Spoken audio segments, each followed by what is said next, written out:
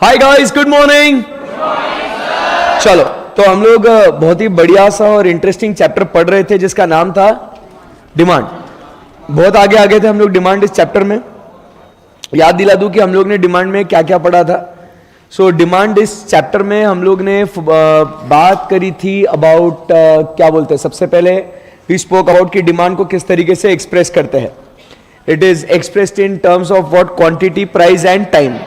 फिर बात हुई थी कि डिमांड को कैसे क्रिएट करते हैं। तो demand is created by what, ability, sorry first there should be desire, desire के बाद एबिलिटी, एबिलिटी के बाद विलिंगनेस टू पे।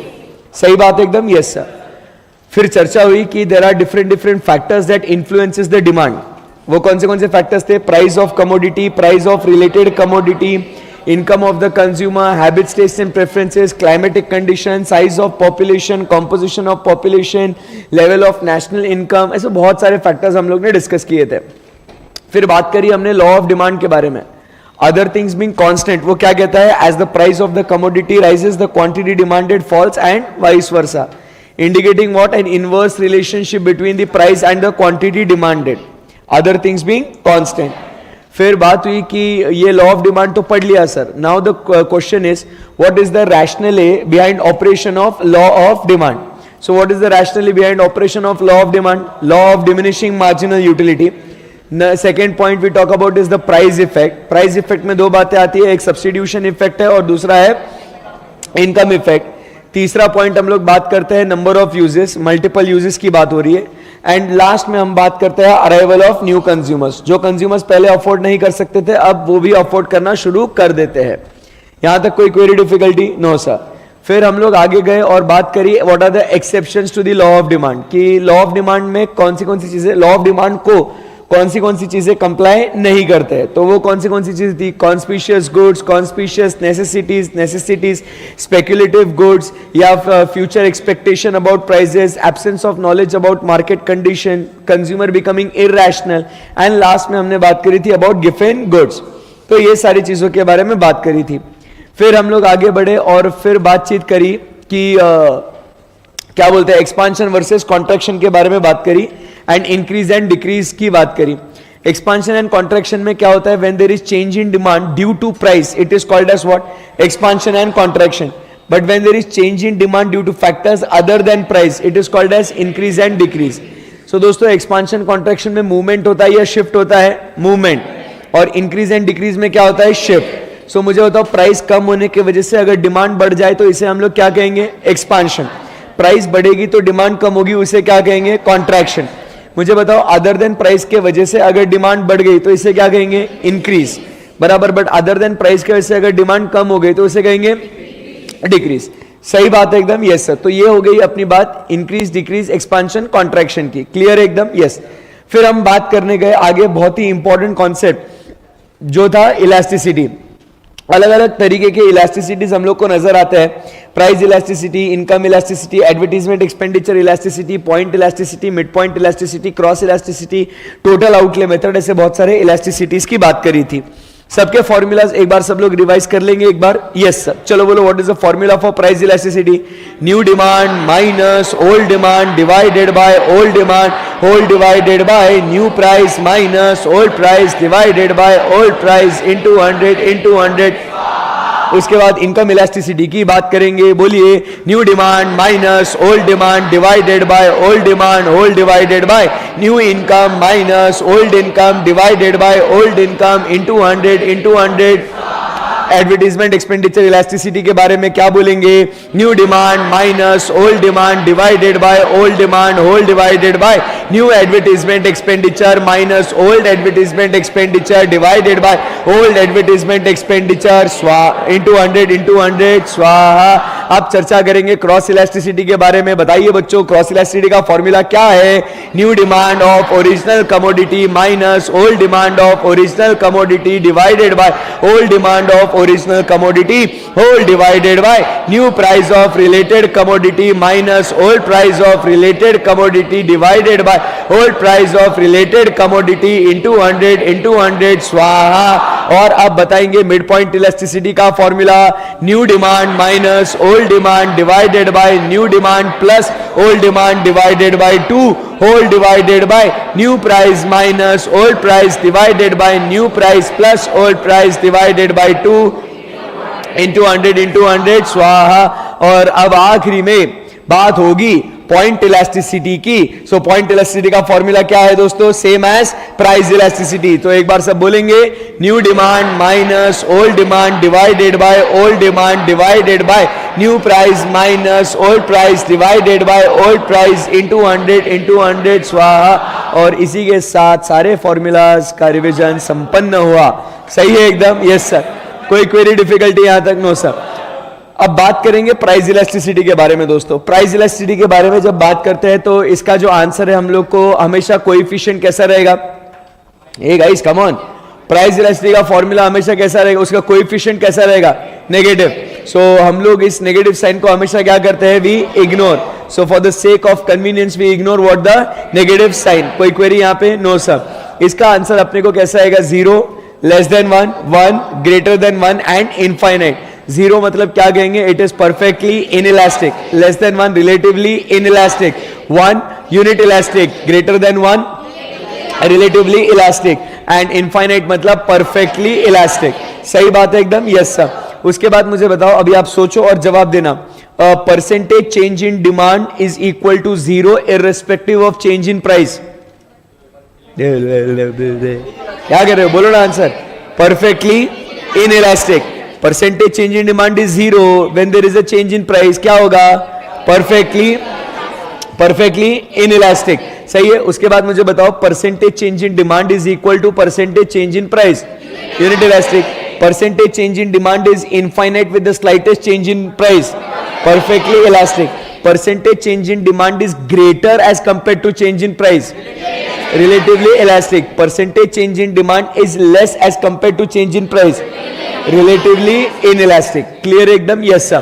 अब मुझे बताओ, a demand curve which is parallel to y axis indicates, demand curve parallel to y axis, perfectly inelastic.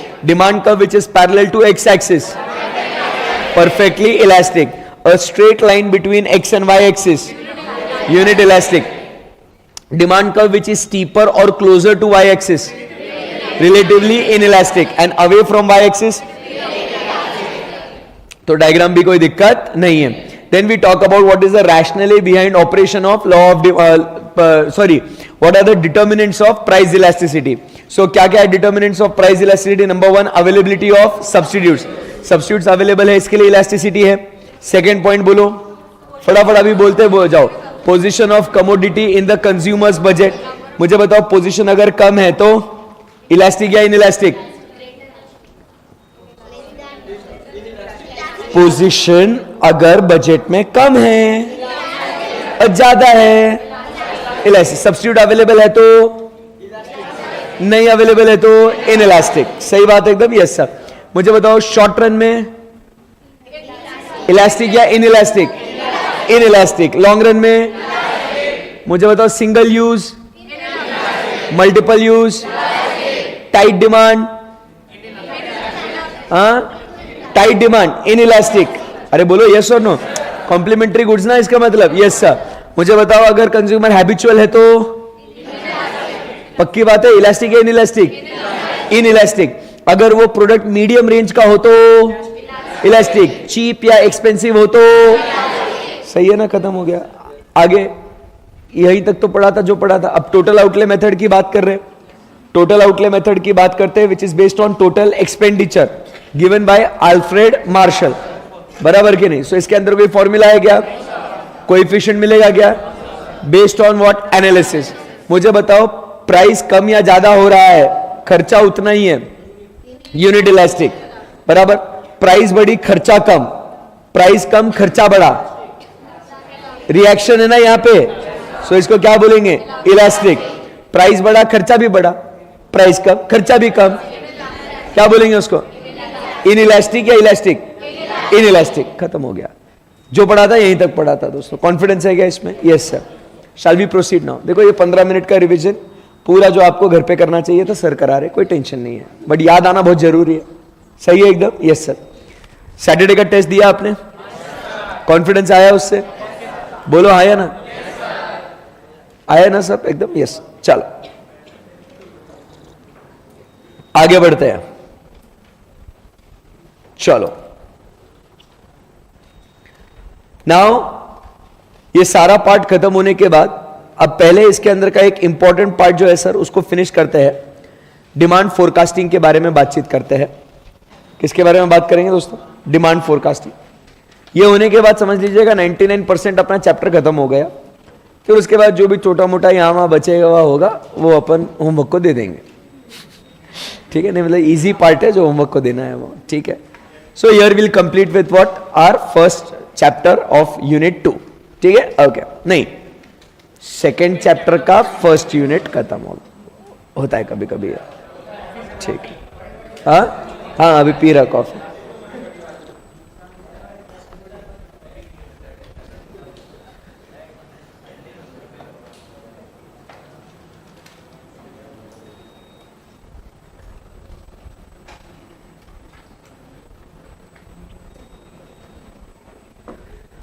चलो, so now we talk about is methods of demand forecasting. Before we go and study कि methods of demand forecasting, चलिए sir बात करते हैं सबसे पहले what is demand forecasting. Demand forecasting क्या होता है? As the name suggest, आने वाले समय में अपने प्रोडक्ट की डिमांड कितनी होगी उसको एंटिसिपेट करना, उसको प्रिडिक्ट करना is nothing but what we call it as demand forecasting. Elasticity खत्म हो गया भाई, अभी बात हो रही है, इसको बोलेंगे क्या अपन? Demand forecasting. एकदम सिंपल है भाई। अब देखो अभी नवंबर में बैच शुरू होगी और एक फाउंडेशन की, उसमें कितने बच्चे आएंगे बराबर के नहीं? मुझे इसके बारे में अनुमान लगाना चाहिए कि नहीं? क्योंकि उसके हिसाब से आप समझने की कोशिश करो। मुझे बुक्स प्रिंट करने होंगे बराबर, मुझे बैच का शेड्यूल टाइमिंग डिसाइड करना होगा, कितने एडमिशंस के लिए मुझे क्लासरूम ये करना है वो मुझे देखना पड़ेगा। बोलो हाँ या ना? तो ये एंटिसिपेशन करना is nothing but what we call it as demand forecasting. ये बात समझ में आई आपको? Yes sir. अब ये डिमांड फोरकास्टिंग करेंगे तो क्या होता है, इससे हम लोग अपने रिसोर्सेज का प्लानिंग कर सकते हैं, बेटर यूटिलाइजेशन कर सकते हैं, मिस यूटिलाइजेशन नहीं होगा, हम लोग कभी भी आउट ऑफ बिजनेस नहीं होंगे, हमारे पास रॉ मटेरियल हमेशा रहेगा। तो ये सब उसके फायदे हैं, इसीलिए डिमांड फोरकास्टिंग करना जरूरी है। ये क्लियर है एकदम बात? अब चलिए मालिक आगे बढ़ते हैं। सर ये बेसिक समझ में आ गया कि ओके डिमांड फोरकास्टिंग क्या होता है, बट आज जो मेन इसके अंदर जो बात है वो जो सीखनी है वो क्या है sir? The methods of demand forecasting. कौन से अलग तरीके हैं कि जिसके माध्यम से आप क्या कर सकते हो? डिमांड को फोरकास्ट करोगे। क्लियर है एकदम बात? Yes sir. तो सबसे पहले जो हम लोग मेथड की बात कर रहे हैं ये रहा आपके सामने, सर्वे ऑफ बायर्स इंटेंशन। क्या कह रहा है उसके अंदर? बोलो ना मित्रों, क्या यस सर? क्या लिखा है वो पढ़ना है। यस सर बोल रहे हैं। क्या लिखा है? सर्वे ऑफ बायर्स इंटेंशन। मतलब हम लोग अगर फोरकास्ट करना है डिमांड के बारे में तो हम लोग बायर के इंटेंशन के बारे में समझेंगे कि क्या वो आने वाले समय में उस प्रोडक्ट को खरीदेगा या नहीं खरीदेगा, उसके इंटेंशन को जानेंगे। उसके उस इंटेंशन को मद्देनजर रखते हुए हम अपने प्रोडक्ट की डिमांड को क्या करेंगे दोस्तों? फोरकास्ट करेंगे। जैसे इसके अंदर पहला मेथड आता है जो है complete enumeration method. Complete enumeration method में क्या होता है, हम लोग हर एक प्रोस्पेक्टिव बायर को पूछेंगे कि उसका इंटेंशन क्या है, कि क्या वो आने वाले समय में वो प्रोडक्ट को खरीदेगा या नहीं खरीदेगा। हर एक बायर को पूछेंगे। जैसे अगर एग्जाम्पल की बात करें, लेट अस से आप फाउंडेशन के बाद कौन से लेवल पे जाओगे? इंटरमीडिएट। Very good. इंटरमीडिएट में हर्षद सर फैकल्टी है, मालूम है आपको? इंटर में भी पढ़ाते हैं, पता है क्या आपको? हाँ, नहीं मालूम? आज पता कर ले बेटा।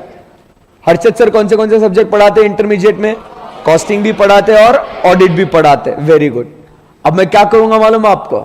अब सबसे पूछूंगा एक एक करके कि क्या आप इंटर में हर्षद सर की क्लास लगाएंगे? आप लगाएंगे? आप लगाएंगे? आप लगाएंगे? ऐसे मैं सबसे पूछूंगा तुम समझ रहे बात को? This is what we call it as complete enumeration method. किसी को नहीं छोड़ूंगा, हर एक को पूछूंगा, भाई व्हाट इज योर इंटेंशन, आप क्लास लगाओगे या नहीं लगाओगे? ये मैं बायर के इंटेंशन को समझेगा बात को, और फिर उसके हिसाब से मैं अपना जो अगला बैच आपके अटेम्प्ट के लिए जो होगा ना, दैट वुड बी नवंबर 23।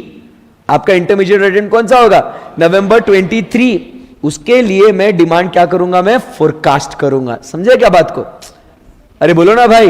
हाँ, so that is what we talk about is demand forecasting by using what? Complete enumeration method. सही है एकदम? Yes sir. अब क्या होता है दूसरा, कभी कभी सारे लोगों को पूछना पॉसिबल नहीं होता, एक एक को जाके सबको पूछना मुमकिन नहीं होता, तो फिर इसमें और मॉडिफिकेशन, वो क्या है सर? Sample survey method. क्या बोलते हैं इसके अंदर? तो sir what is this sample survey method? Sample survey मतलब आप सबका ग्रुप है, आप सबका ग्रुप है ना, मैं क्या करेगा? मैं स्टैटिस्टिकली साइंटिफिकली कुछ तो भी है ना, ऐसा सैंपल निकालेगा, मैं बोलेगा इसको अगर इसका अगर सर्वे किया ना, खत्म, डिमांड फोरकास्टिंग कर सकता हूं मैं। तो मैं क्या करूंगा? आपके ग्रुप में का जो एक लीडर होता हूंगा, या ऐसा कोई की आवाज जिसके है ना लोग सुनते हैं आपके ग्रुप में, कुछ भी होने की, ए भाई उसको बोलना है यार, वो नहीं सुन रहा मेरा, ऐसा कोई तो भी एक बंदा या बंदी होती है हर ग्रुप में। तो मैं क्या करेगा? एकदम सोच विचार करके देखेगा, समझेगा वो कौन व्यक्ति है जो उस ग्रुप का लीडर है, उसको जाके पूछेगा मैं, भाई तू इंटर में लगाएगा क्या मेरी क्लास? बोलेगा हाँ सर, बस क्या? फिर मेरे को पता है कि अगर ये आया तो इसका पूरा ग्रुप आएगा। समझे नहीं समझे? इसको बोलते हैं sample survey. Instead of asking each and everyone, अपन क्या करेंगे? सैंपल निकालेंगे। सबको पूछने से अच्छा, 100% पूछने से अच्छा, उसमें से क्या करेंगे सर? सैंपल निकालेंगे, उसको पूछेंगे, अगर वो सैंपल हां बोलता है तो वो ग्रुप फॉलो करेगा ना भाई। Sample survey method. So understood the difference between complete enumeration method and another which is sample survey method. Best है एकदम? Yes sir. चलो आगे बढ़ते हैं। अब आगे बढ़ते हैं, नेक्स्ट पॉइंट हम लोग क्या कहते हैं? And use method. अब ये एक अलग है, एंड यूज मेथड। अब इसको समझो, what is this and use method? समझना है इसको? हाँ सर, इसीलिए तो आए आज, नहीं तो थोड़ी आते। Okay, so and use method मतलब क्या है? आप देखो एकदम आराम से समझो। ओके, सो यहां पे है ना, ये कौन है इधर? मैं, एज। यहां पे जो है ना, ये कौन है इधर? Book printer. कौन है? Book printer. और यहां पे जो है ना, ये कौन है? Paper supplier. कौन है सर? ये पेपर सप्लायर। प्रिंटर्स को पेपर सप्लायर। अभी यहां पे आप समझने की कोशिश करो, एग्जाम्पल को पहले समझना। ये पेपर सप्लायर को क्या करना है? इसको अपनी डिमांड को फोरकास्ट करना है। The paper supplier wants to forecast कि अपना पेपर कितना बिकेगा। तो वो क्या कर रहा है यहां पे? Instead of asking directly to book printer कि भाई तू कितने बुक्स प्रिंट करेगा, ये बोलता है इसका धंधा है ना किसी और पे डिपेंडेंट है, इसको पूछ के क्या मतलब है? समझे नहीं समझे? अरे ये बुक प्रिंटर का धंधा किसके ऊपर डिपेंडेंट है? मेरे ऊपर है। इसको वो क्या बोलेगा? मेरे को क्या मालूम कितना डिमांड होगा? जो बोलेगा बुक छापना है तो छापेगा, नहीं तो नहीं छापेगा। समझा गया? तो ये क्या करता है मालूम है क्या? ये पेपर सप्लायर क्या करता है? डायरेक्टली जाता है किसके पास? I love you. बट ये कहां जा रहा है? एंड यूजर के पास। किधर जा रहा बाबू? End user. Try to understand. Is going to which person? End user. That is the method, end user method. इसको पूछेगा वो, आप कितनी बुक्स प्रिंट कराओगे? एक बुक में कितने पेजेस है? कितनी कॉपीज होंगी? वो कितना फ्रीक्वेंसी में ये करोगे? फिर उसको ध्यान में रखते हुए वो उसका एक टेक्निकल एस्टीमेट बनाएगा, और फिर इससे वो पता चल जाएगा उसको कि ये बुक प्रिंटर कितनी डिमांड करेगा, इसके हिसाब से कितना अपना डिमांड हो सकता है वो एंटिसिपेट करेगा। This is what we talk about is the end user method. Directly end user को पूछो, क्योंकि इसका धंधा किसके ऊपर डिपेंडेंट है? इसके ऊपर। तो इसको पूछ के कोई सेंस ही नहीं बनता ना भाई। So directly go to which person? End user. आई क्या बात समझ में? इस कहानी को ध्यान में रखना, क्या हुआ था करके ध्यान है ना आपको? अब थोड़ा टेक्स्ट पढ़ते हैं। And use method is especially used in forecasting the demand for inputs. Paper क्या है? इनपुट हुआ ना, रॉ मटेरियल हुआ ना पेपर. तो it involves identification of all what? Final user. जैसे अपन इधर इधर लिख दे क्या? इधर आपके लिए यहां पे लिख दो ना आप. इनपुट मतलब क्या बोलेंगे बच्चों? पेपर. फाइनल यूजर मतलब एजे. Then we talk about is fixing a suitable technical norm of consumption. तो क्या होगा कि टेक्निकल नॉर्म फॉर कंजम्पशन क्या होगा? यहां पे कितने नंबर ऑफ बुक्स इनटू एक बुक कितने पेजेस का टेक्निकल नॉर्म हो गया क्या? नहीं है. तो सारे मतलब Harshad sir, Raj sir, Anand sir, Pooja ma'am, Ankita ma'am, Swapnil sir कितने बुक्स प्रिंट कराएंगे उसका एक टेक्निकल एस्टिमेट निकालेंगे of consumption of the product under study. And then simply they will apply those norms to the desired target level of output and aggregation. तो उसके हिसाब से वो पेपर सप्लायर अपना रॉ मटेरियल का कितना डिमांड होगा वो एंटिसिपेट कर सकता है. खत्म हो गई ना बात? बोलो ना कुछ. Yes sir. That is the method which we call it as end user method.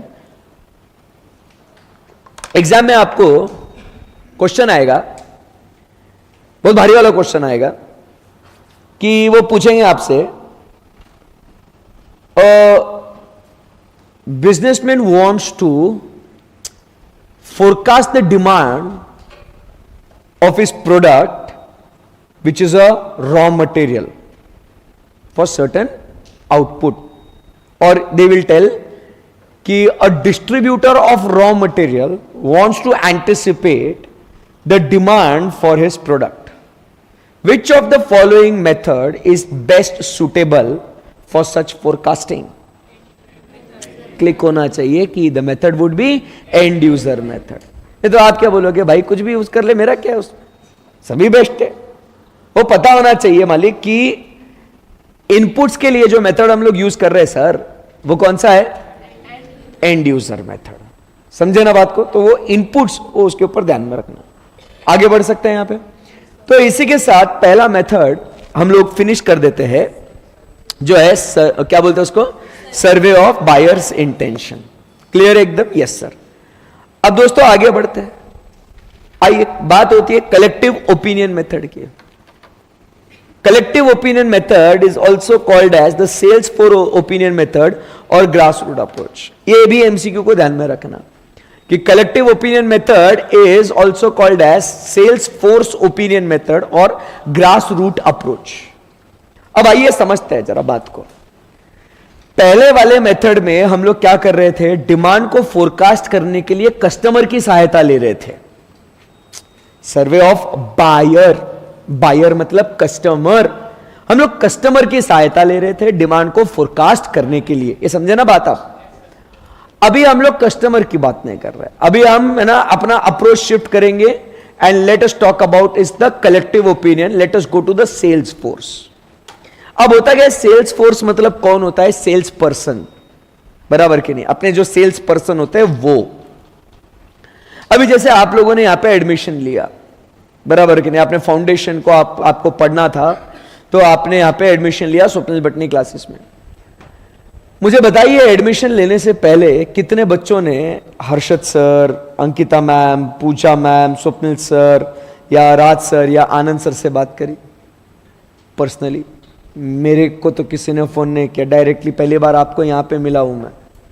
किसी ने बात नहीं करी मेरे से. क्यों, नाराज थे क्या? नहीं सर, नंबर नहीं था. नहीं तो सर आपसे ही बात कर लेते. बट आप अभी यही समझो कि आपने यहां एडमिशन लेने से पहले आपने किससे बात करी? आपने फैकल्टी से बात नहीं करी, आपने सेल्स पर्सनल से बात करी, सेल्स फोर्स से बात करी. बोलो यस और नो? Yes sir. तो आप समझने की कोशिश करो, ये जो सेल्स पर्सनल होते हैं ना दोस्तों, ये कस्टमर से काफी लेवल तक कनेक्टेड होते हैं. इसीलिए तो इसको बोलते हैं grass root. Grass root level पे आपसे कनेक्टेड कौन था? Sales force. अल्टीमेट कस्टमर से कनेक्टेड कौन था? Sales force. तुम समझ रहे बात को? हाँ. तो क्या होता है ना, आपने इंक्वायरीज करी उन सेल्स पर्सन को, बैच कब स्टार्ट हो रही है? भाई मैं अब भी नहीं आ सकता यार, बाद में आ सकता हूं क्या? बाद में कोई बैच है क्या? क्या मुझे कोई एंट्री पॉइंट मिलेगा क्या? मिलेगा तो मैं बाद में उसको मिस पोर्शन को कैसे कवर करूंगा मैं उसको, बराबर कि नहीं, फीस क्या होगी, टाइमिंग क्या होगा, कहां स्टे करेंगे, कैसे बैचेस कंडक्ट होंगे, बैकअप मिलेगा क्या, ये सब चीजें आपने किससे बात करी, सेल्स फोर्स। ये सब प्रश्न आपने पूछे होंगे ना, ये क्वेश्चंस आपने, मेरे को ऐसा लगता है कि पूछे होंगे आप सबने। अब क्या हुआ, एक दिन है ना, हम लोग सब बैठे थे, सारे फैकल्टीज मिलके, बोले यार बैच अनाउंस हुई है, अब कितने बच्चे आएंगे एंटिसिपेट करना है। हमारे से तो कोई बात ही नहीं कर रहा है बच्चा, हम कैसे अनुमान लगाए बताओ कि कितना प्रोडक्ट का सेल होगा करके, कितनी डिमांड होगी करके बताओ। मेरे को तो ऐसा, तो हमको तो पता नहीं चलेगा ना, तो हमको क्या करना पड़ेगा, सारे जितने भी सेल्स पर्सन है उनको बुलाना पड़ेगा भाई, उनको बुलाना पड़ेगा, उनको बिठा के उनसे पूछना पड़ेगा कि आपके राय में, आपके ओपिनियन में, समझ रहे बात को, कितनी डिमांड होगी, ये बैच अनाउंस कर रहे हैं हम लोग, कितनी डिमांड होगी। तो ये सेल्स फोर्स जो है ना, ये अपना ओपिनियन देंगे कि सर देखो हम बच्चों से ऐसी ऐसी बातें कर रहे थे, बच्चे बोल रहे थे हाँ ये डेट पे आ सकते हैं, बट बच्चा अगर सर बोल रहे हैं आप अगर ये डेट पे रखोगे ना तो सर बच्चे नहीं आएंगे। उनके ओपिनियन हम लोग ले रहे हैं, क्योंकि वो किससे कनेक्टेड है सर, अल्टीमेट कस्टमर से। You getting my point, sales force opinion method.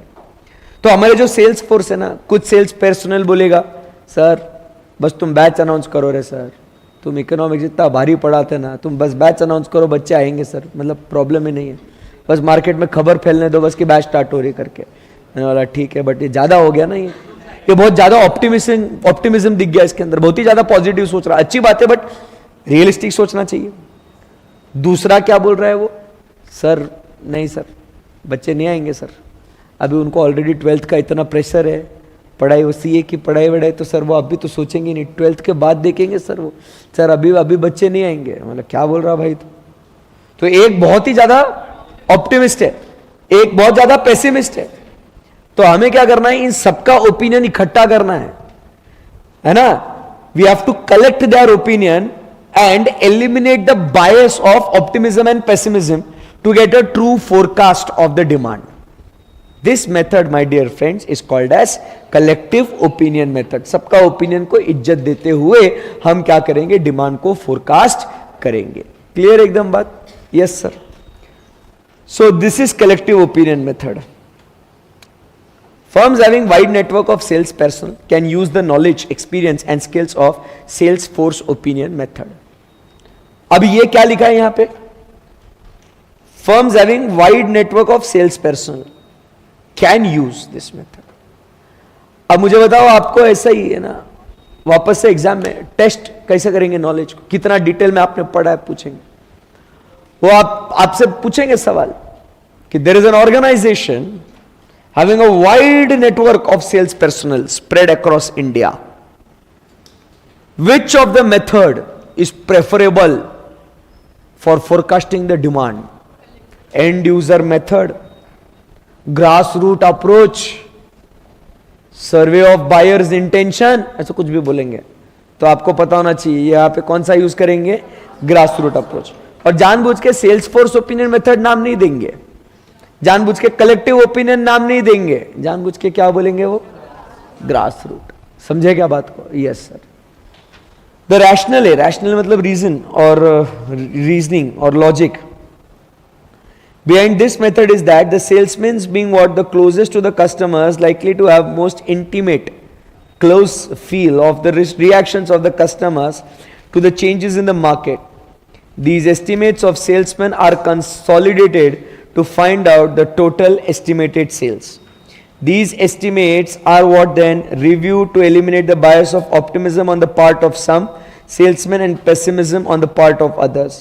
These revised estimates are further examined in the light of factors such as proposed changing in selling price, product design, advertisement, etc. The final sales forecast would emerge after these factors have been taken into account. Easy है क्या एकदम दोस्तों? बोलो ना कुछ। So this was the second method, जो क्या था अपना, collective opinion method, also called as sales force opinion method or grass root approach.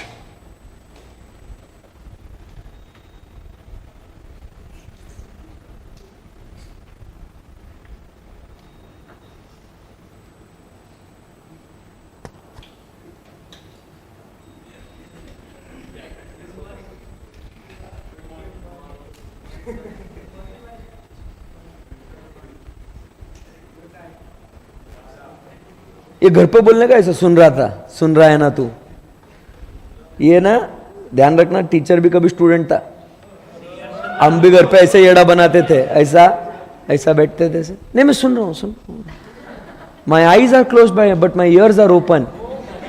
ये ज्ञान है ना, ये मेरे को नहीं, क्योंकि मैं ये कर बैठा हूं तो मेरे को मालूम है, एक्सपीरियंस किया था ना, तो वही तो बोल रहा हूँ, एक टीचर भी कभी स्टूडेंट था, बट फिर इसके लिए फाउंडेशन सीपीटी में 3rd अटेम्प्ट में पास हुआ ना। अब तुम डिसाइड कर लो एक्सपीरियंस का क्या करना अभी है, यूज करना है तो कर लो, है ना। हाँ चलो, सो अभी बात करेंगे नेक्स्ट एक्सपर्ट ओपिनियन मेथड की। अभी हमने कौन से पहले तो हमने कस्टमर से पूछ लिया, फिर हमने अपने सेल्स फोर्स से पूछ लिया, अब चलेंगे हम लोग किधर, एक्सपर्ट के पास। अब जब दोस्तों हम लोग बात करते हैं ना expert opinion method, now what is this expert opinion method, एकदम आराम से समझना। एक्सपर्ट्स, हर एक इंडस्ट्री के अलग अलग क्या होते हैं दोस्तों, एक्सपर्ट्स होते हैं। आप समझो, हर इंडस्ट्री के अपने अपने क्या होते हैं दोस्तों, अलग अलग एक्सपर्ट्स होते हैं, एक्सपर्ट्स। जैसे रियल एस्टेट की बात करते हैं, रियल एस्टेट में लोग वहां पे उनके एक्सपर्ट्स होते हैं, स्टॉक मार्केट के अपने अलग एक्सपर्ट्स होते हैं। तो एक्सपर्ट्स की क्या राय है, उसके हिसाब से हम लोग डिमांड फोरकास्ट करेंगे। अब जैसे आप समझने की कोशिश करिए कि रियल एस्टेट में जब हम लोग बात करते हैं, किसकी बात करते हैं, रियल एस्टेट में। अब मान लो मैं एक बिल्डर है, कौन है, ऐसा बिल्डर ने, रियल एस्टेट डेवलपर बिल्डर। अब अपन मान लो अपन कोई है ना एक प्रोजेक्ट है, अपन कोई स्कीम स्टार्ट कर रहे हैं मालिक, and I am really now concern कि अगर मैं ये प्रोजेक्ट स्टार्ट करता हूं तो क्या मेरा ये स्कीम बिकेगा, क्या इसमें लोग फ्लैट्स, ऑफिसेस, शॉप्स खरीदेंगे क्या, आई एम क्यूरियस। सो मैं क्या करता हूं कि मैं देखो कस्टमर को तो पूछ नहीं सकता आप खरीदेंगे क्या नहीं खरीदेंगे, सेल्स फोर्स से ठीक है एक आध बार पूछ सकता हूं, बट मुझे बेटर आइडिया यहां पे अभी कौन दे सकता है, एक्सपर्ट, जो real estate consultants, agent, brokers, they are the experts in that field. तो मैं क्या करेगा, मैं उस एक्सपर्ट से पूछेगा कि देखिए मैं ये प्रोजेक्ट स्टार्ट कर रहा हूं, यहां पे लॉन्च कर रहा हूं, आपका क्या कहना है, what is the thought behind this. तो वो मुझे ना ऐसे मैं एक एक्सपर्ट से नहीं बहुत सारे एक्सपर्ट से पूछूंगा। एक्सपर्ट नंबर 1 बोलेगा कि हाँ ये लोकेशन अच्छा है, आजकल लोगों के पास अभी पैसा भी आ गया, इकोनॉमी रिवाइव भी हो गई है, तो ये सभी लोग रियल एस्टेट में इन्वेस्ट कर रहे हैं। दूसरा बोलेगा नहीं अभी कुछ ऐसे रियल एस्टेट का बोलते नहीं आता, मार्केट एकदम स्टैग्नेंट है, क्योंकि इन्वेंट्री सब जगह इतना अवेलेबल है, इतने सारे स्कीम्स हो गए, फ्लैट्स हो गए, तो पता नहीं यार कि लोग खरीदेंगे नहीं खरीदेंगे। तो ऐसा हर एक एक्सपर्ट से हम लोग क्या करेंगे, फीडबैक लेंगे, बताएंगे नहीं किसी को कि उस एक्सपर्ट ने क्या बोला, उस एक्सपर्ट ने क्या बोला, सारे एक्सपर्ट्स का डेटा इकट्ठा करके उसको मर्ज करके फिर एक कॉमन कंक्लूजन निकालेंगे कि डिमांड कितनी होगी। That is what we talk about is expert opinion method. यहां पे अभी किसकी राय लेंगे सर, एक्सपर्ट की। सेल्स फोर्स ओपिनियन मेथड में किसका ओपिनियन ले रहे थे, सेल्स टीम का। अभी किसका ओपिनियन ले रहे, एक्सपर्ट्स का। Professional market experts and consultants, बराबर के नहीं, have specialised knowledge about numerous variables. ये जो एक्सपर्ट्स है ना, they have knowledge about what numerous variables that affect demand. अलग अलग वेरिएबल्स की जानकारी रखते हैं वो, income of the people who are going to put money into real estate, the population in that particular locality, the upcoming development in that particular area. So ऐसा बहुत कुछ knowledge उनके पास रहता है। This coupled with मतलब combined with का मतलब क्या होता है, combined with the varied experience। अब उनका तजुर्बा भी है, उनको knowledge तो है ही है, knowledge के साथ साथ experience भी है, provides them with a probable estimate of what a probable मतलब possibility, probability of the demand in future. Under this method, instead of depending upon the opinions of the buyers or salesmen, buyers में कहा था survey of buyers intention, salesman मतलब कहा था sales force opinion method. So firms request, solicit मतलब request, solicit का मतलब होता है आग्रह करना, रिक्वेस्ट, सॉलिसिट। तो firms request the opinion of specialist और experts through series of carefully design questionnaires. हम लोग एक्सपर्ट्स से पूछेंगे, experts are asked to provide, फिर इसलिए बोलते हैं ना एक्सपर्ट्स का सुझाया हुआ नंबर 1 ब्रांड, एक्सपर्ट्स ने सुझाया, क्योंकि एक्सपर्ट्स का मानना है कि ये बेस्ट है, इसका डिमांड होगा करके। So experts are asked to provide the forecast and reasons for their forecast. Experts are provided with information and opinion feedbacks of others at different rounds without revealing the identity of the opinion provider. These opinions are then exchanged among various experts and the process goes on until convergence of opinions is arrived. Convergence मतलब converge होना, एक common point पे पहुंचना. This method is best suited in the circumstances with intractable changes. अभी ये suited कब है? ये भी MCQ में पूछेंगे आपको कि expert opinion method कब use करना. Best suited when circumstances where intractable changes are occurring and relevant knowledge is distributed among experts. वो दूसरा वाला लाइन नहीं बोलेंगे, फर्स्ट वाला लाइन बोलेंगे. क्यों सर? पहले तो intractable changes मतलब क्या? ऐसा उसका कोई ऐसे पर्टिकुलर पैटर्न नहीं है. इंट्रैक्टेबल मतलब there is no pattern. Traceable changes मतलब ट्रेस नहीं कर सकते उन चेंजेस को, कभी भी कुछ भी हो सकता है. It is unpredictable. तो अगर अनप्रेडिक्टेबल है तो भैया इसका जो ज्ञान है ये वो ज्ञानी के पास ही होगा कि क्या होगा करके. और वो ज्ञानी मतलब कौन है? एक्सपर्ट. आई बात समझ में? डेल्फी टेक्निक उसका एक एग्जाम्पल है.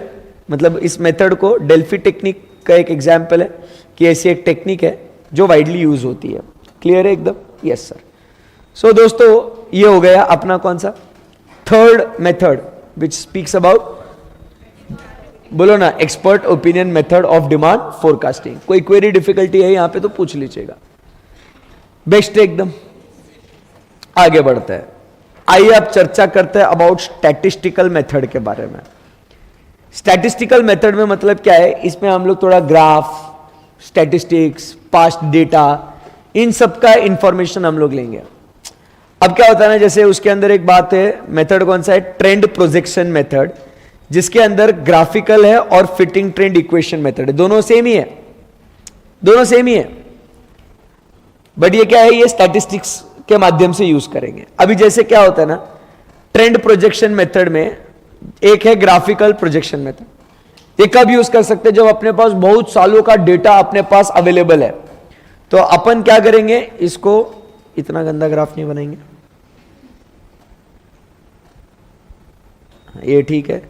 अपन क्या करेंगे? उन पॉइंट्स को जो है ना मालिक, अपन क्या करेंगे? इसको अपन ऐसा प्लॉट करके रखेंगे. जो जितने भी सालों का डेटा है ना अपने पास, उसको अपन प्लॉट करके रखेंगे. फिर अपन क्या करेंगे? उसको कनेक्ट करेंगे अपन ऐसा. मैं कनेक्ट करता हूं इसको.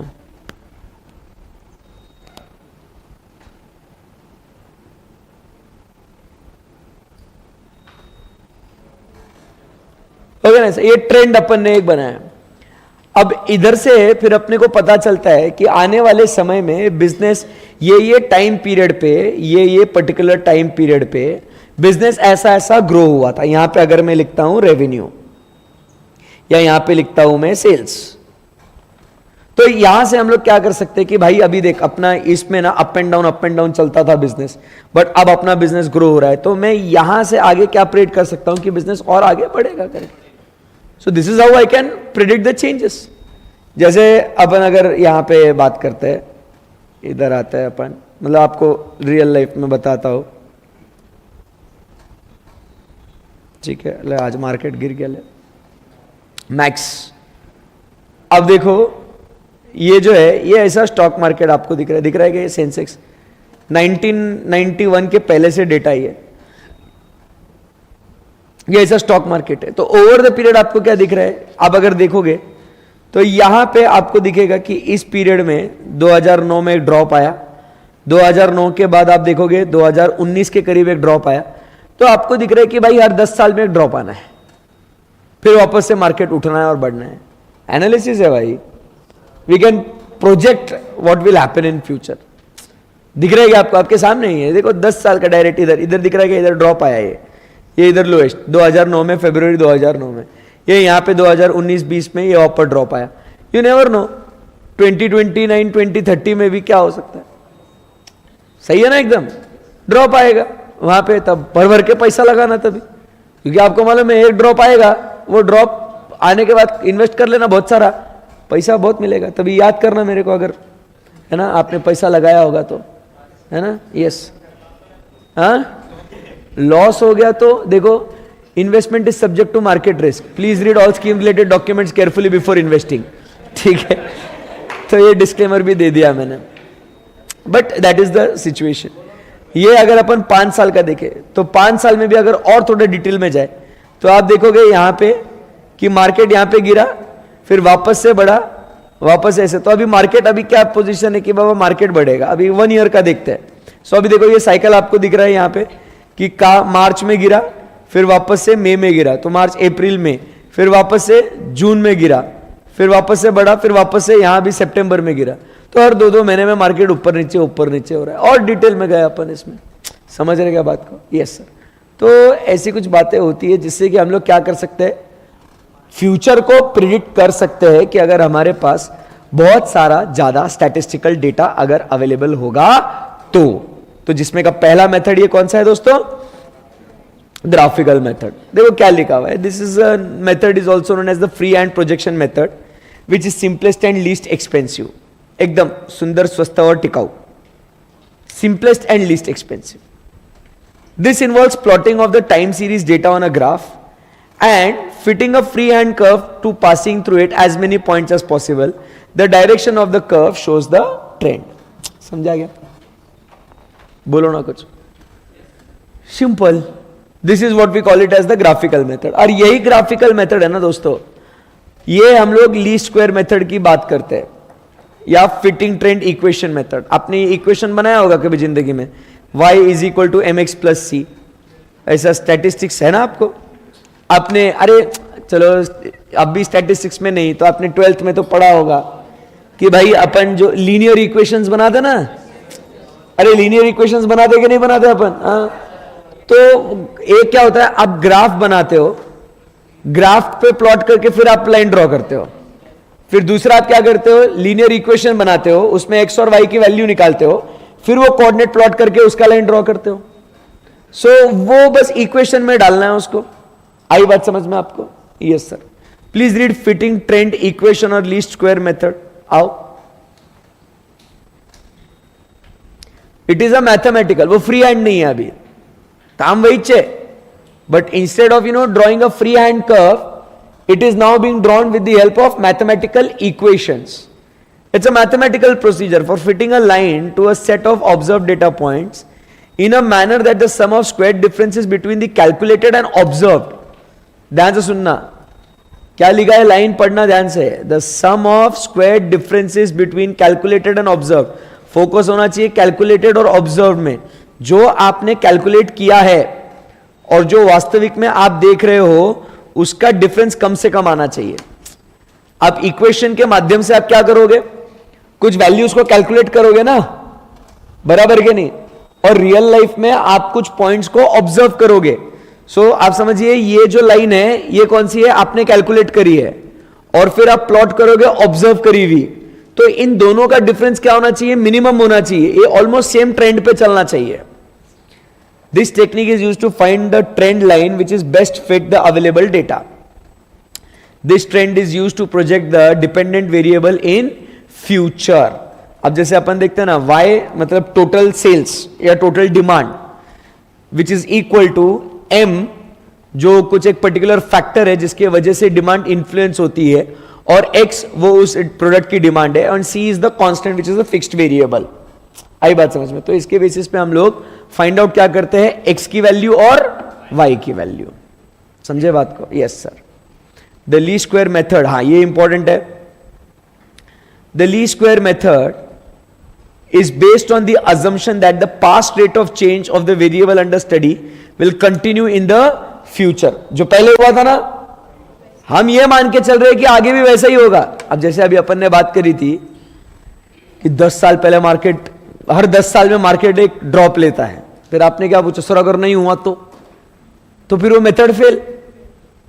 हम क्या मान के चल रहे हैं कि जो पास्ट में हमने जो डेटा देखा उसी को वो क्या करेगा सर, फॉलो करेगा. The least square method is based on the assumption that the past rate of change under study will continue to be in the future. The forecast based on this method may be considered reliable only for the period during which the assumption holds.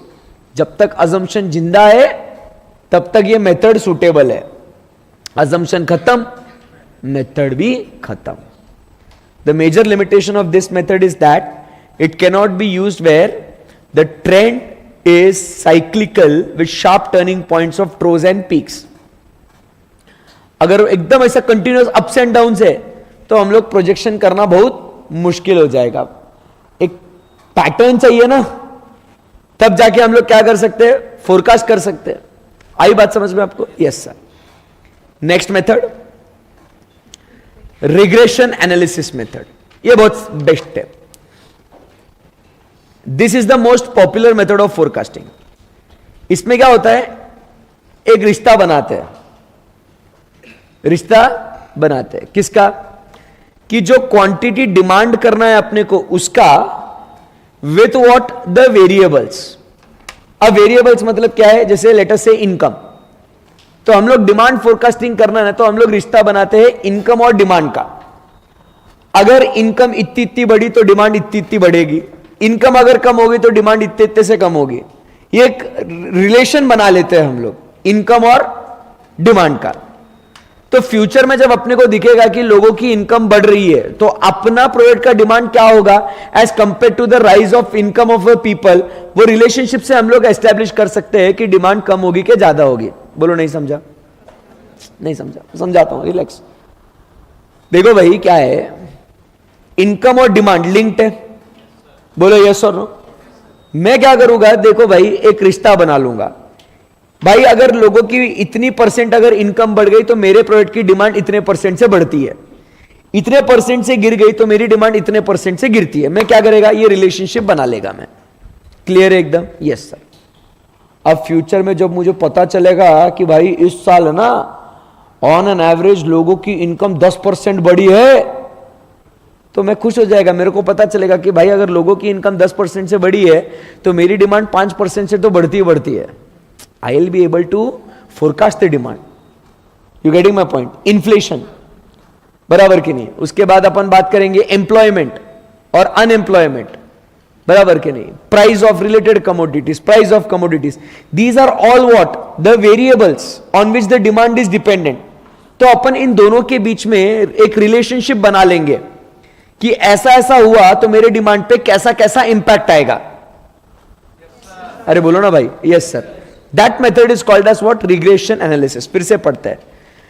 Under this method, a relationship is established between quantity demanded, which is dependent upon the independent variables such as income, price of related goods. Once this relationship is established, we derive a regression equation assuming the relationship to be linear. कि ऐसा होगा करके, ये ऐसा हो गया तो वो वैसा होगा. समझेगा बात को? That is what we call it as regression analysis. Then controlled experiment method. Controlled experiment method. अब क्या होगा कंट्रोल एक्सपेरिमेंट मतलब, कुछ पर्टिकुलर लोगों पे ये प्रोडक्ट ट्राई किया जाएगा, फिर उनसे पूछेंगे कि क्या आप ये प्रोडक्ट को खरीदेंगे क्या. अगर हां तो फिर क्या हो जाएगा, वो उसके हिसाब से डिमांड फोरकास्ट करेंगे.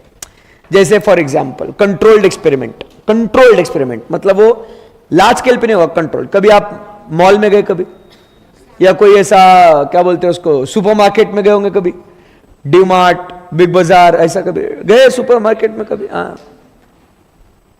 तो स्टार बाजार वगैरह से आता ना, ऐसे अलग अलग बाजार है ऐसे, तो वहां कभी गए होंगे आप. तो वो कुछ नया कोई कंपनी ने ना कोई नया मान लो फ्रूट जूस निकाला होगा कोई, तो वो क्या करेंगे, वो आपको बोलेंगे sir please try. Ma'am, madam लीजिए ना, ट्राई कीजिए ना मैडम, लीजिए ना मैडम. आप बोलेंगे नहीं मेरे को नहीं चाहिए. वो बोलेगा अरे फ्री है, ला इधर ला. तो मेरा फ्री है तो यू ड्रिंक इट. फिर वो लगे आपसे पूछता है मैम अच्छा लगा, हाँ मस्त है, दे और थोड़ा दे. आप पी लेते हो फ्री फंड में. फिर वो लगे आपके सामने एक फॉर्म निकालते हैं, मैम प्लीज इसकी डिटेल्स फिल कर दीजिएगा ना, कि आपको ये प्रोडक्ट कैसा लगा. फिर आपका रैंकिंग करते हो, टेस्ट ऐसा है, बराबर की नहीं. फिर इसका प्राइस वो आपको पूछेंगे, प्राइस इतना है तो ये प्राइस क्या, इसका प्राइस क्या होना चाहिए. वो एक्सपेरिमेंट कर रहे हैं आपके ऊपर. फिर उसके हिसाब से ऐसे बहुत लोगों का फीडबैक लेके फिर क्या करेंगे वो लोग, उसको मार्केट में लॉन्च करेंगे और सोचेंगे कितना डिमांड होगा करके. आपको पता है टाटा नैनो जब लॉन्च हुई थी, ऐसे ही मॉल में वो छोटी सी गाड़ी ऐसे मॉल में डिस्प्ले पे रखी थी, लोग आएंगे, देखेंगे, फोटो वोटो खींचेंगे, पूछेंगे अब ऐसा देख के खरीदेंगे क्या तू? हाँ खरीदेंगे। डिमांड फोरकास्ट करते हैं। आज के तारीख में भी आप बड़ी बड़ी गाड़ियां भी आप मॉल में देखते हो, सही है ना एकदम? Yes sir, that is controlled experiment method. हमारे साथ हुआ था ऐसे कि हम लोग बिग बाजार में थे, हिया के लिए डायपर्स देख रहे थे, तो वहां पे वो दीदी आई, बोले सर ये डायपर है ना, ये लेके जाओ गुड़िया के लिए। मतलब नहीं भैया हम यही पर्टिकुलर ब्रांड का यूज करते हैं। बोले सर फ्री में दे रहे, मतलब ला दे। बोले बट सर जब नेक्स्ट टाइम आप आओगे ना तो हमें जरूर फीडबैक देना कि गुड़िया को इससे कुछ तकलीफ हुई क्या, रैशेज आए क्या, कंफर्टेबली बच्चा सोया क्या, ना ऐसा वैसा। मतलब क्यों? बोले सर हम लोग ये ना फिर फीडबैक यूज करके अपना प्रोडक्ट कितना बिकेगा, कस्टमर का हम लोग रिव्यू देंगे, फिर हमारा डिमांड कैसा होगा फोरकास्ट करेंगे हम। मतलब बेटर है। हाँ नहीं क्यों बताओ ना, फ्री में लेना था ना वो। आई बात समझ में? It is called as what? Demand forecasting with the help of what? Controlled experiments. And last method, last method पे आ भी गए, बैरोमेट्रिक मेथड ऑफ फोरकास्टिंग। अब बैरोमेट्रिक मतलब जैसे वो अपने मेट्रोलॉजिकल डिपार्टमेंट होता है, आईएमडी, इंडियन मेट्रोलॉजिकल डिपार्टमेंट, वो क्या करता है? अलग अलग टूल्स और टेक्निक्स यूज करता है कि नहीं करता है? किसके लिए? वेदर फोरकास्ट करने के लिए। वैसा आज अपने इकोनॉमिस्ट भी ये अलग अलग टूल्स और टेक्निक्स को यूज करते हैं, जैसे कि GDP, national income, unemployment rate, ये सब फैक्टर्स को ध्यान में रखते हुए प्रोडक्ट की डिमांड कितनी होगी कितनी नहीं होगी वो लोग भी उसको फोरकास्ट करते हैं। That is called as barometric method of forecasting. Just as meteorologist used barometer to forecast weather, economics use what? Economic indicators. आपने पढ़ा था, याद है आपको? Leading indicator, lagging indicator and coincident indicators. Yes sir. This information is then used to forecast the demand prospects of the product, though not the actual quantity demanded. बस कितना demand, actual quantity forecast नहीं कर सकते, but कितना होगा ये forecast कर सकते। क्लियर है एकदम? Yes sir. तो ये जो है दोस्तों अलग अलग 7 मेथड हम लोग ने, मतलब मेन हेडिंग 7 है अलग अलग, जो हम लोग डिमांड फोरकास्टिंग के लिए यूज करते हैं। क्लियर है एकदम? इजी है एकदम? Yes sir, best. अभी देखो बीच में के जो पन्ने हैं उसमें करना क्या है, देखो पहले मैं आपको थोड़ा समझाता हूं, फिर उसके बाद आपने उसको रीड करना है। ये types of forecast and benefits of forecast, ये होमवर्क के लिए रीड करना है आप सबको। वैसे तो पूरा चैप्टर आपको फिर टेक्स्ट अभी रीड करना है, बट उसमें स्पेसिफिकली वो होमवर्क के लिए रीड करना है। फिर नाउ वी हैव, एकदम सादा सा टॉपिक है बेचारा, गरीब, बट पता होना बहुत जरूरी है। डिफरेंट टाइप्स ऑफ डिमांड और डिमांड डिस्टिंक्शंस समझाता हूं मैं आपको। Producer demand versus consumer demand, सुनो ध्यान से। Producer demand versus consumer demand. जब एक producer, it may sound very silly what I am explaining, but it is actually the best explanation. When a producer demand some goods और services, it is called as producer demand. But if that, मैंने कहा ना बहुत फालतू लगेगा explanation, but वो best explanation है। जब कोई प्रोड्यूसर उन गुड्स और सर्विसेज की डिमांड करता है तो उसको बोलेंगे अपन क्या? Producer demand. और कंज्यूमर डिमांड बोलो, जब कोई कंज्यूमर कुछ मांगेगा तब उसको बोलेंगे कंज्यूमर डिमांड। वाह, थैंक्स। बट समझो बात को। See for example, try to understand.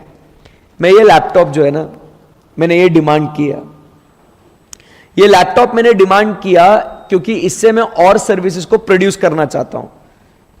This laptop is being used to produce more services. I am a producer and I am using this laptop for what? Further production. So मेरे लिए ये demand कौन सी है? मतलब जो company है उसके लिए डिमांड क्या बोल रही है? कौन कौन डिमांड कर रहा है? ये प्रोड्यूसर्स। अरे बोलो भाई। बट यही लैपटॉप जब आप डिमांड करोगे, आप इससे थोड़ी कुछ प्रोड्यूस करने वाले हो, आप तो आपके निजी यूज के लिए, पर्सनल यूज के लिए यूज कर रहे हैं ना। You are going to consume it, you are going to use it. इसको क्या बोलेंगे अपन? Consumer demand.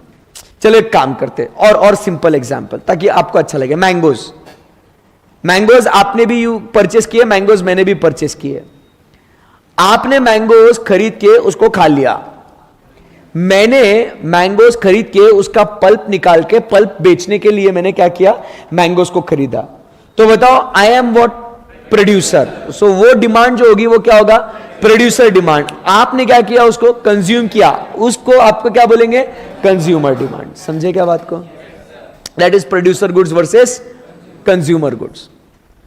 A same product can be a producer or can be a consumer, depends upon who is demanding it. Clear एकदम? Yes sir. उसके बाद durable goods and non durable goods. Durable goods मतलब क्या है, जो चलता ही जाए, जिसको हम लोग यूज कर सके ज्यादा देर तक। जैसे अभी ये लैपटॉप की बात कर रहा हूं मैं, ड्यूरेबल है क्या नॉन ड्यूरेबल है? ड्यूरेबल है। ऐसे थोड़ी है कि आपका बैच खत्म हो गया, लैपटॉप खत्म, आज पड़ा है लैपटॉप और कल वापस नया लैपटॉप लाना पड़ेगा, ऐसा है क्या? नहीं, it is a durable goods. ये एसी का बताओ, ड्यूरेबल है क्या नॉन ड्यूरेबल है? ड्यूरेबल है ना। ऐसे थोड़ी आज हवा फेंका कल वापस खराब हो गया, कल नहीं, हवा के लिए नया एसी लाना पड़ेगा। बोलो ना कुछ। ये कैमरा आज रिकॉर्डिंग करेगा कल नहीं करेगा, ऐसा है क्या? नहीं, चलता ही जाएगा सर। ये टीवी, ये प्रोजेक्टर, ये क्या है, ये सब ड्यूरेबल गुड्स है। But let us talk about this cup. आज यूज किया खत्म, नया यूज करना पड़ेगा ना कल इसके लिए, या कल क्या अभी नेक्स्ट अगर कॉफी में को पीना है तो I have to have a different cup. बोलो यस और नो, क्योंकि वो तो खराब हो गया ना, it is soiled, it can not hold now. अरे बोलो भाई यस सर। तो उसको क्या बोलेंगे अपन, नॉन ड्यूरेबल। सही बात है ना। आपका खाना, फूड ड्यूरेबल है या नॉन ड्यूरेबल है? एक बार खाया हुआ खाना वापस, वही खाना वापस खा सकते क्या? नहीं खा सकते ना सर, चबा के रखता हूं बाद में खाता हूं।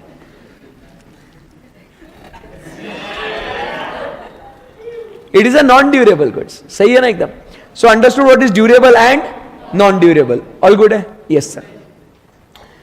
Derive demand versus autonomous demand. Derive मतलब कॉम्प्लीमेंट्री गुड्स का डिमांड। पेन है तो इंक की डिमांड डिराइव होगी, कार है तो पेट्रोल की डिमांड डिराइव होगी, मोबाइल फोन है तो सिम कार्ड की डिमांड डिराइव होगी। मालिक बोलो ना कुछ। Yes sir. It is called as what, derive demand. पानी का बॉटल सर डिराइव नहीं है, ऐसे चाहिए था पानी, कोई चीज है इसके वजह से पानी की डिमांड करी, ऐसे थोड़ी है सर। पानी पीना है, पीना खत्म हो गया बात sir. Autonomous demand is independent demand which is not dependent upon some another product. अरे बोलो भाई यस सर। बट क्या है जिंदगी में ना, रियल लाइफ में वो डिराइव्ड है या इंडिपेंडेंट है कहना बहुत मुश्किल है। आप क्या बोलोगे, सर आपको तीखा लगा, इसके आपने मिर्ची खाई, इसकी वजह से आपने देखो पानी की डिमांड करी, तो डिराइव हुआ ना सर। वो अरे बोल सकते हैं, काफी वो line of distinction is very thin. But basically अगर एक प्रोडक्ट है, उस प्रोडक्ट को यूज करने के लिए अगर कोई दूसरी चीज की डिमांड करते हो तो उसको अपन क्या कहेंगे सर? बोलो ना, डिराइव डिमांड। क्लियर एकदम साहब? चलो आगे बढ़ता है। Industry demand versus company demand. Industry demand versus company demand. अब इंडस्ट्री डिमांड मतलब क्या है? स्टील इंडस्ट्री है, अरे स्टील इंडस्ट्री है ना, हाँ, तो स्टील का डिमांड पूरे इंडस्ट्री में कितना हो रहा है? नहीं समझे? अब जैसे टाटा स्टील है, बराबर कि नहीं, जिंदल स्टील है, भारत स्टील है, ऐसे बहुत सारे स्टील कंपनीज है, वो सब मिला के क्या हो गया? स्टील इंडस्ट्री हो गई ना। अरे बोलो ना भाई। तो उन सारे कंपनीज की डिमांड टोटल मिला के कितनी हो गई? That is called as what? Industry demand. समझे क्या बात को? या तो फॉर एग्जाम्पल सीए स्टूडेंट्स की डिमांड, उसको क्या बोलेंगे? Industry demand. इकोनॉमिक्स के लेक्चर्स कितने बच्चे डिमांड, अगर मान लो 1 लाख बच्चे फाउंडेशन के एग्जाम अपियर कर रहे हैं तो इकोनॉमिक्स के लेक्चर्स कितने बच्चे डिमांड कर रहे हैं? लेट अस से 95,000, 5,000 सेल्फ पढ़ रहे हैं मान लो। 95,000 students are demanding economics lectures, not of me but of all the economic teachers. तो 95,000 ये क्या हो गया? Industry demand. समझा क्या बात को? अब उस इंडस्ट्री में मान लो 10,000 बच्चे हर्षद सर पढ़ा रहे हैं, तो ये क्या हो गया? Company demand. अरे समझा क्या नहीं समझा? ये हर्षद सर के कंपनी की डिमांड है इतने प्रोडक्ट्स की। समझा क्या बात को? Yes sir. So that is industry demand versus company demand. एकदम इजी है। Short run demand, long run demand. अब भी हाथों हाथ विद इन अ ईयर जो चीजों की डिमांड करते हैं उसको क्या बोलते हैं? Short run. लॉन्ग रन मतलब जो फ्यूचर में लगने वाला है, फ्यूचर में मेरे को घर चाहिए, गाड़ी चाहिए, बंगला चाहिए, ये सब क्या है? दूर की सोच है ना, लॉन्ग रन डिमांड है। शॉर्ट रन डिमांड क्या होता है? इमीडिएटली उसको फुलफिल कर सकते हैं। The demands which can be fulfilled immediately, chocolate चाहिए, हाँ शॉर्ट रन डिमांड, चाय कॉफी, हाँ खाना, हाँ। बट आपको अगर कार चाहिए तो इमीडिएटली आज कार चाहिए कि चल लेते फटाक से, ऐसा थोड़ी पॉसिबल होता है। आपको धीरे धीरे पैसा इकट्ठा करना पड़ेगा, सेव करना पड़ेगा, फिर वो उतना फंड आपके पास एक्यूमुलेट होने के बाद फिर 2-4 साल बाद आप गाड़ी खरीद सकते हैं। आज सोचा है ना, तो भाई वो डिमांड कब फुलफिल होगी आपकी? 4-5 साल बाद पूरी होंगी। तो वो लॉन्ग रन डिमांड है। ये अभी सोचा अभी लगेज पाया ऐसा वाला काम नहीं है, उसके लिए सेविंग करना पड़ेगा, प्लानिंग करना पड़ेगा। अरे बोलो भाई, इसको बोलेंगे क्या? Long run demand. समझा क्या दोस्त? यस सर, खत्म हो गया।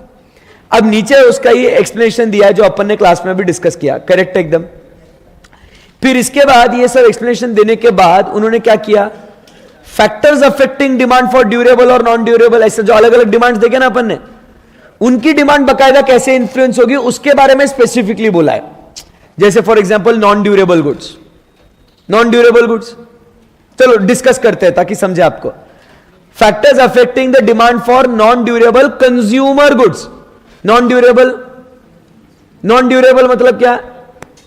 एक बार खर्चा किया, एक बार चीज यूज कर ली, खलास, can be used only once, बार बार नहीं। तो उनकी डिमांड किस चीज से इंफ्लुएंस होंगी? Number 1 disposable income. Not just income, disposable income समझते हो? Income minus personal taxes is equal to disposable income. अरे समझो मैंने मान लो 1 लाख रुपए कमाए मैंने, उसमें का 30% मैंने गवर्नमेंट को टैक्स दे दिया, बचा कितना? 70,000 रुपीज। सरकार बोलता है अब ये 70,000 का हर्षित तेरे को जो करना है कर, हम नहीं पूछेंगे। तूने हमको हमारा टैक्स दे दिया ना, अब हम नहीं पूछेंगे तेरे को, तो 70,000 रुपए उसको कहां कैसा खर्चा करेगा। अब मुझे बताओ, अगर मेरी वो डिस्पोजेबल इनकम आज 70,000 रुपए है, 70,000, कल चल के वो 7 लाख हो जाएगी, कल चल के वो 70 लाख हो जाएगी, कल चल के वो 7 करोड़ हो जाएगी, कल चल के वो 70 करोड़ हो जाएगी। वाह, हाँ हो जाएगी इंशाल्लाह, एक दिन होगा। आप समझने की कोशिश कीजिएगा। अरे सुनो ना बात को, तुम भावनाओं में मत बहको। आप समझने की कोशिश करो, अगर मेरी ये ऐसी डिस्पोजेबल इनकम बढ़ते जाएगी बढ़ते जाएगी, मुझे बताइए नॉन ड्यूरेबल कंज्यूमर गुड्स की डिमांड क्या होगी? बढ़ते जाएगी ना। अरे बहुत पैसा है यार, वापस से यूज नहीं कर पाए तो भी कोई बात नहीं, वन टाइम खर्चा करना है कर देंगे, क्या फर्क पड़ता है उसको। समझ रहे क्या बात को? Yes sir, that is the demand of non durable consumer goods, this is how it is getting affected. समझा गया? दूसरा प्राइस, प्राइस ज्यादा है तो उसका डिमांड कम होगा, and vice versa. Third demography. Demography मतलब आपको पता है ना, अभी बिजनेस एंड कमर्शियल नॉलेज में पढ़ गए थे ना, मैक्रो एनवायरनमेंट में demographic, geographic distribution, population characteristics, ethnic mix, income distribution. वो ड्यूरेबल गुड्स की डिमांड किस पे ऊपर डिपेंड करेगी? तो उसके भी एग्जांपल्स दिए हैं कि क्या इसको पोस्टपोन कर सकते हैं या नहीं कर सकते।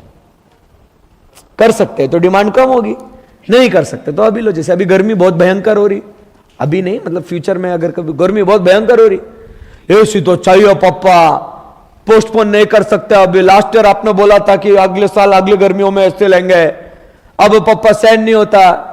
पोस्टपोन अगर कर सकते हो तो डिमांड कम होगी, बट अगर पोस्टपोन नहीं कर सकते तो ड्यूरेबल गुड्स की डिमांड होगी। समझा गया? उसके लिए कोई स्पेशल फैसिलिटीज है क्या? अब समझो तुम है ना जिस गांव में रहते हो वहां पे सर सड़कें ही अच्छी नहीं है, रोड इज नॉट गुड। आपको चाहिए गाड़ी बट रोड ही अच्छा नहीं है, गाड़ी का क्या करेगा भाई? अपने यहां पे एक बरसात में खड्डे में रास्ते या रास्ते में खड्डा है पता नहीं चलता, बहुत गहराई है इस लाइन में, रास्ते में खड्डा है कि खड्डे के बीच में रास्ता निकाला है पता ही नहीं चलता।